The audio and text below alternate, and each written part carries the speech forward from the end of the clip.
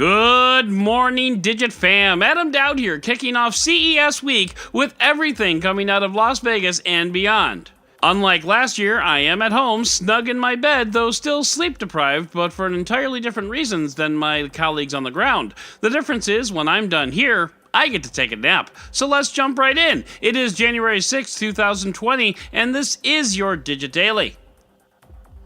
Our top story today is a little weird, but it's not really weird by itself. But when you put it in context with another piece of completely not weird news, it gets a little weird. Like, imagine the mayor of your town shows up at your place of business and starts handing out cash to everyone there, ultimately totaling $516.26. Well, that's very generous, sir. Thank you. But when you find out later that evening that a local convenience store was robbed and the thief made off with $516.26, and now you're like, what? So when Samsung announced its next Unpacked event on February 11th, where we get to meet the new Samsung Galaxy S11 or S20, depending on which rumor you believe, that was interesting, but not necessarily weird. But add to that the announcement of the Samsung Galaxy Note 10 Lite and the Galaxy S10 Lite, which are both present and accounted for at CES, and suddenly things are a little weird.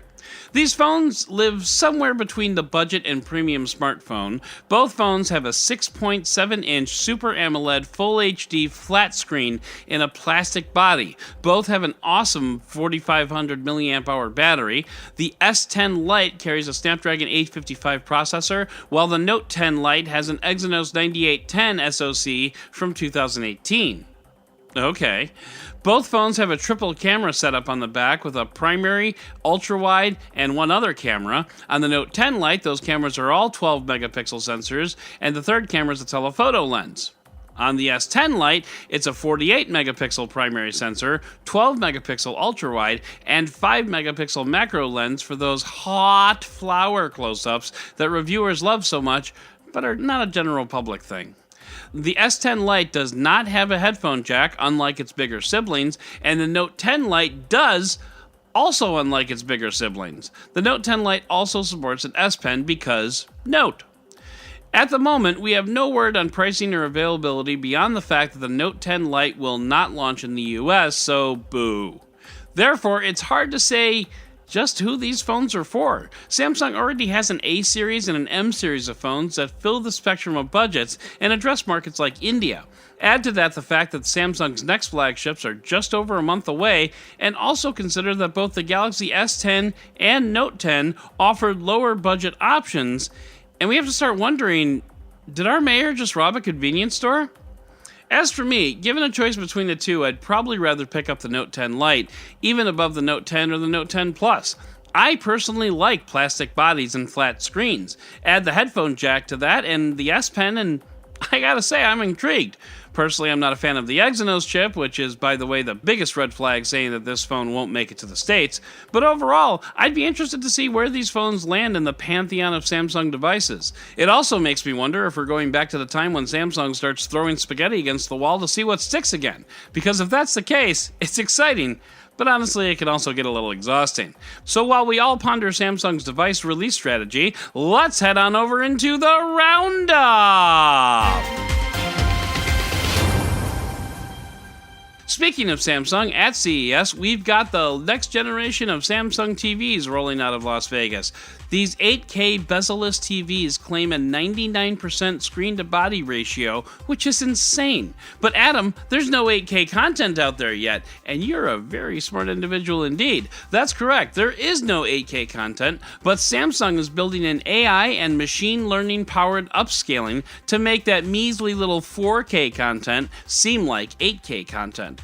What's more, and this is actually the part I found most exciting, Samsung is working with content providers like Amazon to reduce the amount of bandwidth that 4K and eventually 8K content will require, reducing the amount by around half. This is particularly important considering cord cutting, data caps, and just streaming content in general. Anything that we can do to reduce the burden on our internet connections, the better. Otherwise, one kid starts watching 8K Peppa Pig and everyone else in the house loses the internet. My home state of Illinois passed a law that says you should be notified if your online job interview is being graded by AI.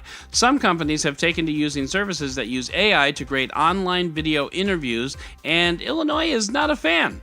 AI algorithms can be fairly complex, and Illinois thinks that job applications should know about the AI and be informed of the parameters being used to evaluate them, including possibly opting out of AI evaluation, which is nice and all, but Vox is quick to point out, what if opting out means you're disqualified on the spot? The law puts no protections in place in that regard, which is one of the reasons why this law is a healthy dose of weak sauce. Listen, folks, I've said it before and I'll say it again. Job searching is possibly the one field where computing and the internet has not only not made things better, but has made things decidedly worse. And I could go on and on about this, but that's probably a different podcast. Bloomberg asked the question, would you give up Facebook for 1 month for $50? Well, considering I gave it up for all of 2019 for free, yeah. Getting back to the CES show floor, The Verge takes a look at the ridiculous number of smart toothbrushes available from companies like Colgate and Oral-B. These toothbrushes will give you more data than you ever wanted to know about your toothbrushing habits and cost just barely into the triple digits of dollars. Meanwhile, I bought my kid a $5 toothbrush that plays We Will Rock You for 2 minutes so he knows when he's done brushing. See, people? It doesn't have to be smart to be smart. And you didn't think we were done talking about Samsung, did you? The TV maker debuted a 24-foot TV called The Wall, and yes, it's just as ridiculous as it sounds. Last year at CES, Samsung showed off its micro-LED technology that basically allows Samsung to build TVs in any size you could possibly want. Now, that isn't to say that anyone wants a 24-foot TV, at least not someone who doesn't already own a professional sports team. And yes, these wall TVs cost hundreds of thousands of dollars, but just the fact that they're possible without an accompanying baseball stadium, I mean, I guess we had to get there eventually, so here we are.